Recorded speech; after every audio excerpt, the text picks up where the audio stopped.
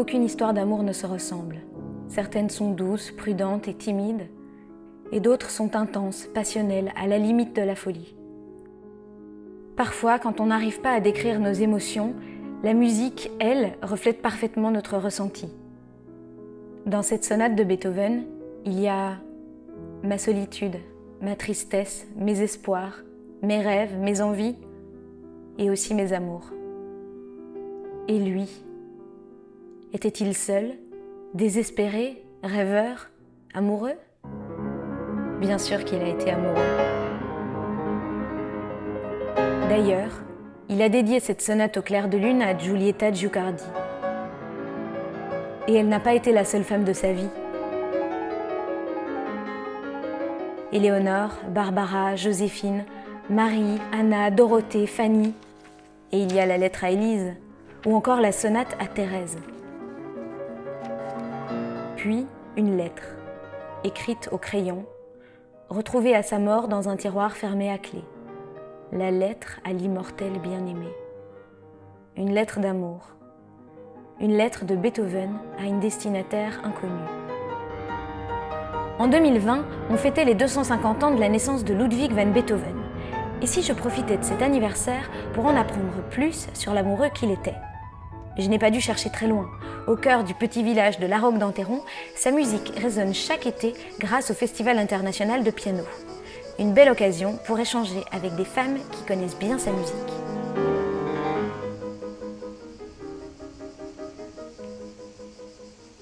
Alors Lia, je vais vous présenter ce petit carnet que j'ai rédigé avec les femmes de Beethoven. C'est génial, du coup il y en a à peu près combien ? 50. Ah oui. Mais je suis pas sûre. C'est impressionnant. Voilà, je suis pas sûre que toutes 50. les 50 étaient amoureuses de lui autant qu'il était amoureux. On voit qu'il y a beaucoup d'élèves. Jeanne et jolie. Il y a la voisine aussi. Oui. Il aura tout fait. On voit qu'il y en a énormément en fait. Beethoven avait un cœur d'artichaut. Oui, souvent j'essaie de m'imaginer ça, comment un homme, comme on le voit sur les photos, avec ses cheveux, et un peu fou comme ça. Comment il peut se sentir par rapport à une jeune femme toute belle, qui est de la haute aristocratie, qui est toujours bien polie. C'est intéressant. C'est un compositeur dont on perçoit l'énorme souffrance et qui était en partie effectivement lié à ses mésaventures avec la gente féminine qui n'a pas eu d'enfant, qui était très liée à son neveu. Et effectivement, on perçoit comme interprète des effluves de ses malheurs de cœur en tout cas. Ouais. De passage à Paris, j'allais interroger Laurence Equilbet. Son avis de chef d'orchestre m'intéressait beaucoup. Quand on s'intéresse à la vie de Beethoven et du contexte de composition de ses œuvres, on tombe évidemment sur toutes les femmes qu'il a pu fréquenter. Il en a fréquenté beaucoup. Je pense notamment à Bettina Brentano parce qu'elle a beaucoup écrit sur Beethoven d'abord. Et puis une femme dont il était vraiment très épris, c'était Giulietta Giucardi. Et puis aussi Thérèse Brunswick. Enfin, il y a quelques noms qui sont restés, mais il y en avait beaucoup plus. Donc il a eu vraiment des rapports amoureux souvent. Il n'a jamais réussi à se marier.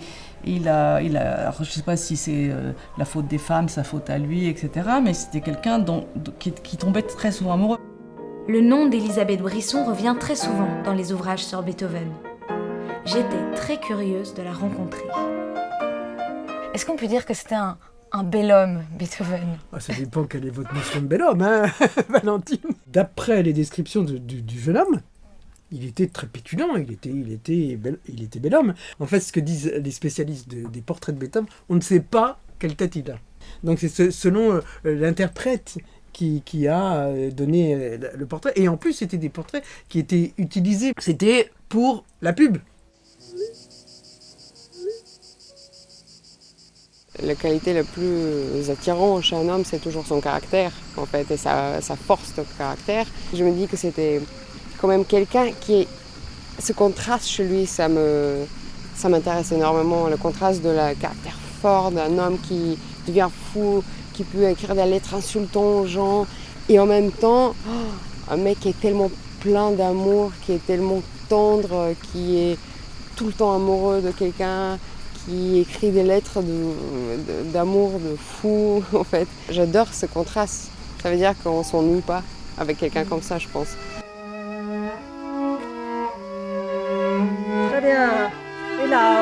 Peut-être encore plus.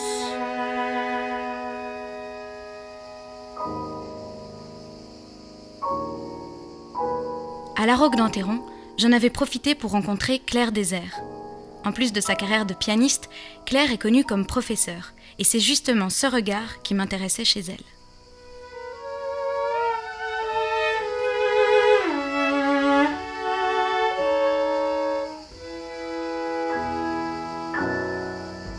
Ah, super. Alors, il y avait des très jolies choses là, je trouve, dans la couleur. Je sais pas si... J'imagine quelqu'un d'ombrageux, quelqu'un d'entier, quelqu'un de susceptible, quelqu'un de généreux, quelqu'un d'extrême.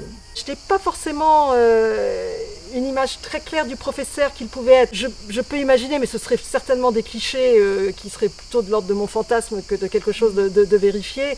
Quelqu'un d'incroyablement passionné, fougueux, n'ayant pas peur de bouleverser les dogmes, puisque Vinnie Vian, quand il était improvisateur, il choquait beaucoup ses auditeurs parce qu'il avait un jeu avec beaucoup de pédales, souvent brouillon, on ne voyait pas où il allait, etc.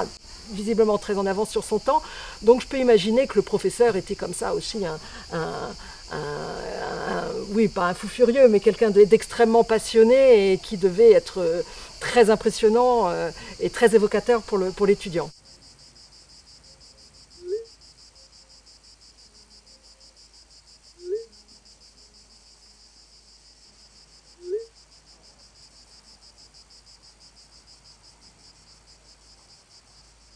Moi, je marche pas au physique, déjà. Donc, Beethoven, physiquement, je m'en fiche. En le présentant en concert, je me suis plongée dans qu'est-ce que c'était l'improvisateur, parce qu'à l'époque, les pianistes et les compositeurs improvisaient leur cadence de concerto. À Vienne, au moment où il arrive à 22 ans, il y a des joutes d'improvisation dans les salons viennois qui font vraiment parler le tout Vienne. Et il remporte toutes ces joutes, il se fait connaître, et à mon avis, il fait tomber des cœurs, hein, parce que à travers ça, on voit l'aspect brillant, l'aspect spirituel d'une personne. Du coup, c'est vraiment une sorte d'éventail de tous les talents d'un coup qu'il montrait souvent à tout le monde. Moi, je pense que je serais probablement tombée. J'ai dû avoir peut-être 10 ans, 11 ans, je sais pas, un truc comme ça. Du coup, c'est la première fois que j'ai joué sa musique. Et je me souviens que j'étais complètement amoureuse en fait dès le début de sa manière d'écrire et aussi le fait que c'est tellement riche. On a vraiment besoin de se dire que c'est quelque chose qui est plus grand que nous et si on est humble face à cette musique, peut-être le public arrivera du coup avec notre aide entre guillemets de se soulever, d'aller vers quelque chose qui est un peu plus loin que nous, je crois. Quelque chose qui est un peu plus loin que nous. Par cette phrase, Lia avait déclenché en moi l'envie de poursuivre mon voyage plus loin. Et loin, c'était Vienne, ville de Beethoven, capitale de la musique. J'allais y rencontrer la pianiste Shani Di Luca et son maître, qui est aussi son voisin, Valentin Herben, violoncelliste du quatuor Alban Berg. Ce Viennois qui lui a appris comment s'imprégner de la ville de Vienne. Comment je peux l'expliquer par le mot. La musique, c'est pas idéal, mais plutôt l'ambiance. Et je lui donnais des pièces à jouer, des contemporains de Beethoven, Konradin Kreutz, des petites choses comme ça.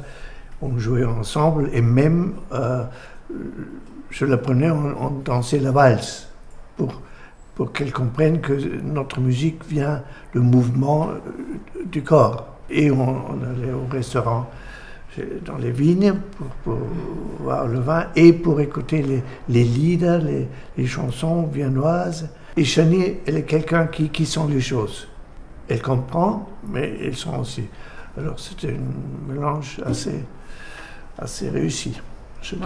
En tout cas, c'était un privilège parce que quand on vient au départ rencontrer un maître, on attend un savoir évident d'analyse intellectuelle et finalement, il m'a fait montrer l'invisible de l'esprit viennois. Et ça, je crois que c'était quelque chose que je n'aurais jamais imaginé. Il me fallait maintenant trouver en moi cet esprit viennois. Alors j'ai suivi les conseils de Shani et Valentin. Écouter de la musique, boire, manger viennois, La musique de Beethoven, je ne devais pas seulement l'écouter, je devais la vivre dans tout mon corps. Ça va? Beethoven Wohnung, appartement de Beethoven.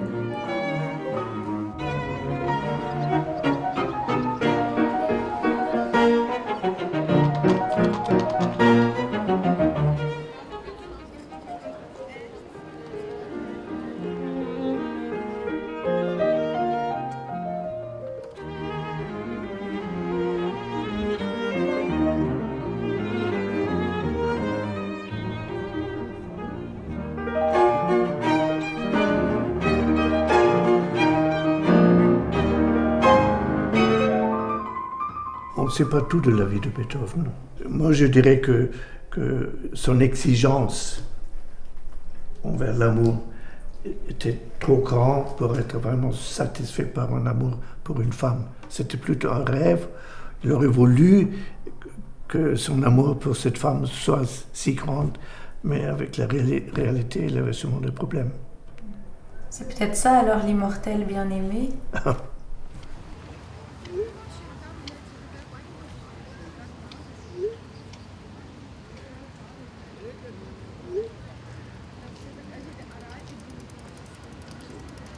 La lettre à l'immortel bien-aimé, voilà la photo.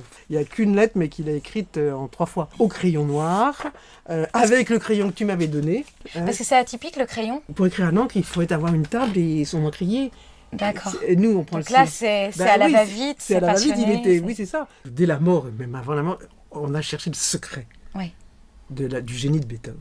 Et Beethoven, il y a quelque chose qui est accroché avec le secret. Et là, en plus, on trouve quelque chose, un secret. Mystérieux. Mystérieux.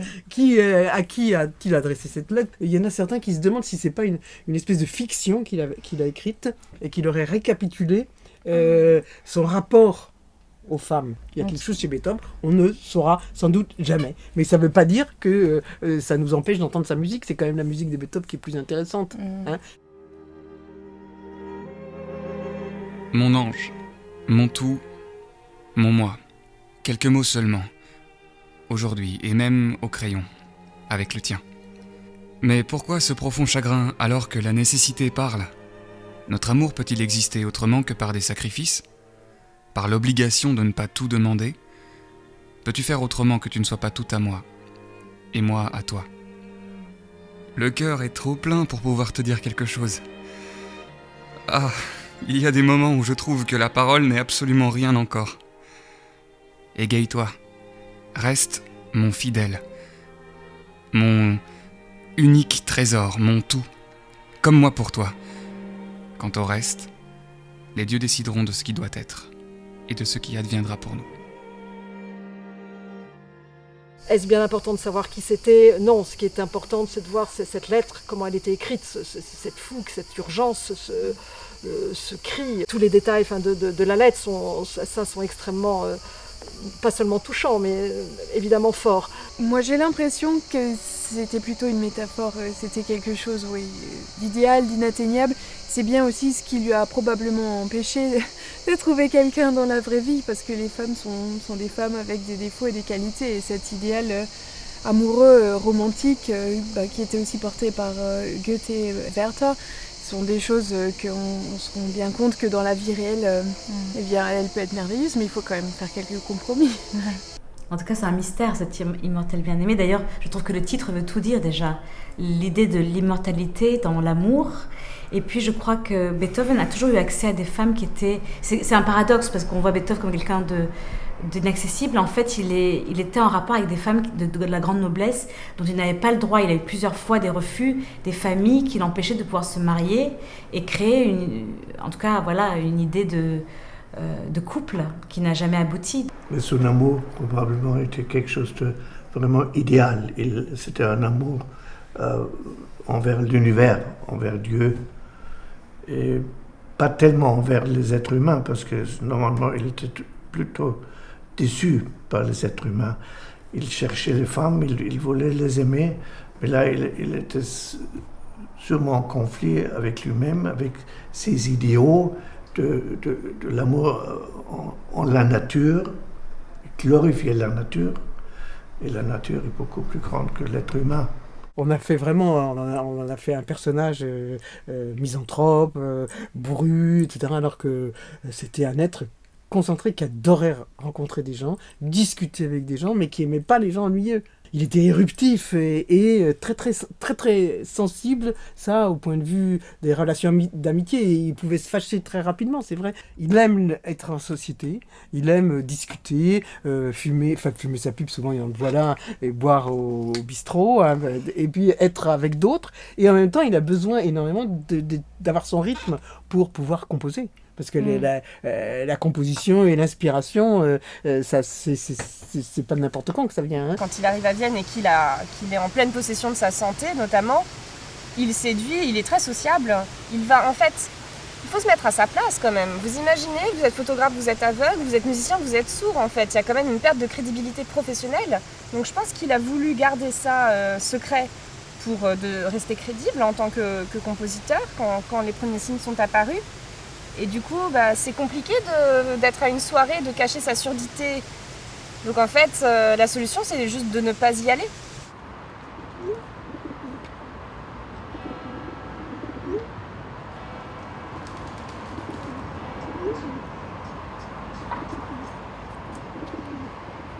Est-ce que vous pensez qu'il y a de l'amour dans la musique de Beethoven? Est-ce qu'il était un homme amoureux? Moi, je suis persuadée qu'il y a beaucoup d'amour.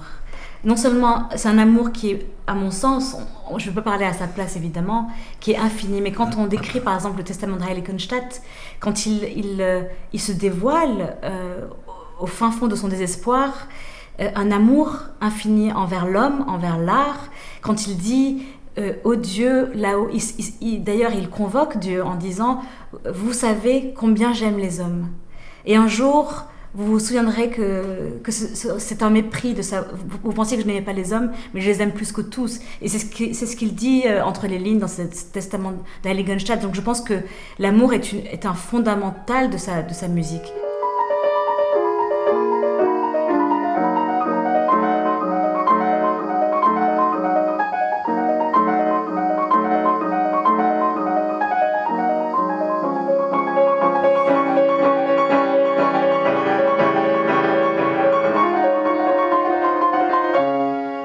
Il n'y a pas de compositeur plus imprévisible que Beethoven. C'est surtout cette idée de renverser la table, quoi. À un moment donné, il l'écrit lui-même, justement autour des années 1800, à partir de maintenant, je veux marcher sur des chemins nouveaux. Cette conscience qu'il avait d'ouvrir des portes. Donc cette solitude, cette conscience d'un destin hors norme, cette souffrance, voilà. Donc j'imagine quelqu'un en lutte, et en même temps quelqu'un avec une destinée plus forte que lui.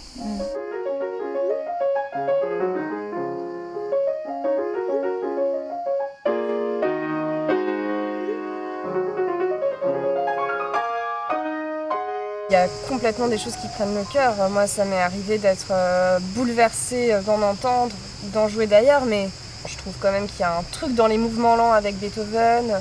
Dans la sonate au clair de lune, le mouvement lent, c'est le premier mouvement, mais il est simple, mais il est incroyable. J'ai beaucoup joué le 3e concerto, qui est une des œuvres dont je me disais, mais ça, je pourrais mourir en l'écoutant parce qu'elle est tellement belle, en particulier le mouvement lent.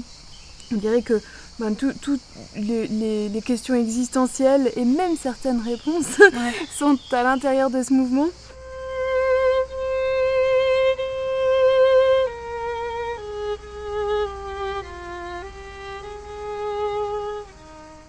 En tant que compositeur, musicien, d'apprendre que tu vas être sourd, je pense que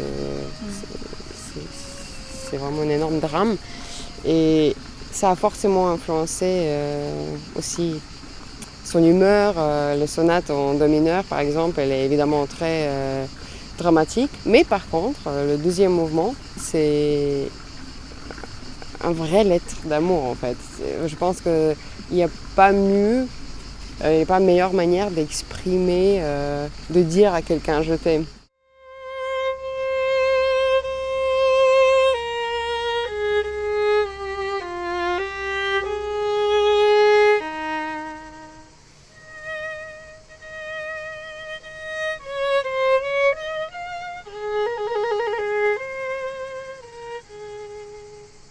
sûrement beaucoup d'amour, mais il y a surtout beaucoup de joie. C'est vraiment quelqu'un qui sait exprimer la joie comme personne, je dirais.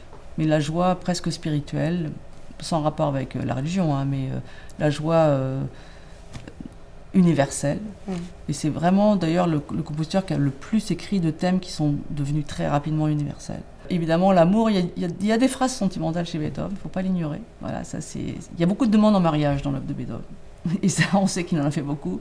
Mais il y a musicalement, moi, parfois, ça m'amuse d'imaginer ça, parce qu'il y a quelque chose d'un petit peu incantatoire, souvent. Et du coup, il y a beaucoup de demandes chez Beethoven. C'est pas quelqu'un qui est réputé pour sa musique vocale parce qu'il n'était pas content de son Fidelio, alors que moi je trouve que c'est un chef-d'œuvre, Fidelio. Moi j'étais bouleversée quand je l'ai entendu la première fois d'ailleurs. Ça c'est un exemple d'amour aussi dans sa musique. C'est cette femme qui est le modèle de la femme qui donne tout pour l'homme qu'elle aime. Elle va se travestir, elle va prendre un travail dans une prison pour libérer son amour. C'est rare les femmes comme ça, mais les hommes aussi d'ailleurs. Je tiens à le souligner.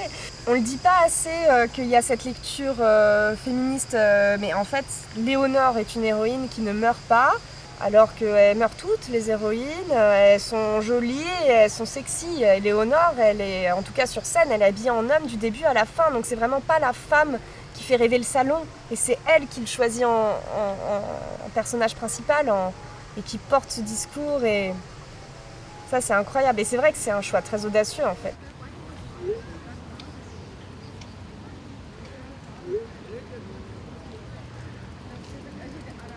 On peut dire qu'il était marié avec la musique, mais c'est pas parce qu'il aimait pas les femmes. Hein. Il fallait une Léonore, mais il l'a pas trouvé en dehors de sa musique. Il n'y a pas besoin d'écouter les kilomètres de l'opus 111, enfin des grandes sonates ou de la Missa Solemnis pour rencontrer Beethoven. Je dis bien rencontrer, et cet amour qu'il a des êtres et de la diversité, les subtilités des émotions que l'on peut ressentir et qui met mesure par mesure. Enfin, c'est une écriture d'une dentelle incroyable. Hein.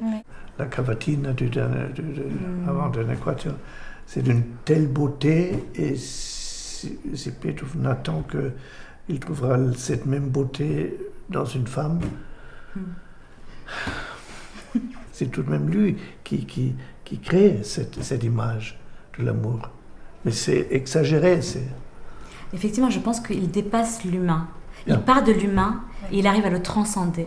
Et tous les sentiments deviennent transcendance. L'amour devient une transcendance, la colère devient une transcendance, la joie, tout devient exacerbé. Et en fait, on est au-delà de notre idée de ce sentiment tout simple.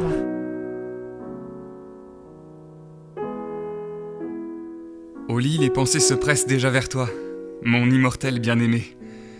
Et parfois joyeuses, puis de nouveau tristes, demandant au destin s'il nous exaucera. Vivre, je ne le peux qu'entièrement avec toi, ou pas du tout. J'ai même résolu d'errer au loin, jusqu'au jour où je pourrai voler dans tes bras. Tu te résigneras d'autant mieux que tu connais ma fidélité envers toi. Jamais, aucune autre ne peut posséder mon cœur. Jamais.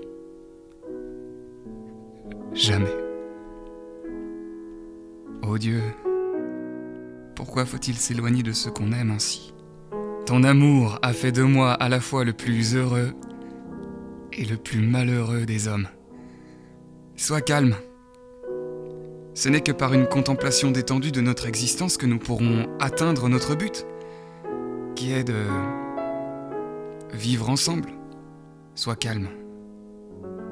Aime-moi aujourd'hui, hier. Quelle aspiration baignée de larmes vers toi. Toi, ma vie, mon tout. Adieu. Oh, continue à m'aimer. Ne méconnais jamais le cœur très fidèle de ton aimé Ludwig. Éternellement à toi. Éternellement à moi. Éternellement à nous.